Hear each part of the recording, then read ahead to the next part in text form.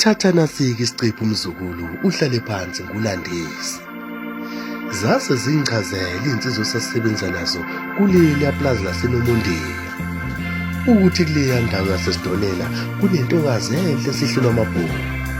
Igama layo uDoreni. Zazithi uma zingichazela indlela amhle ngayo nendlela ayiphethe ngayo, ngivele ngibone ukuthi lowo muntu abakhuluma ngaye yilowo naphakade lami lakusasa. Uyena muntu enginesifiso sokuthi ayovusa umuzi kababa. Ngangizwa inhliziyo yami icula wonke amanotho othando. Ithi Doreni imifaso. Maye inhliziyo yami uyilithatha. Usuvele wathatheka njengomuntu ongamazi omuzwa ngendaba. Inkosi impela kuyozwakala. Siyohlangana esikhaleni kwaNtombela Doreni. Nawa amaholide kaGudi asefikile.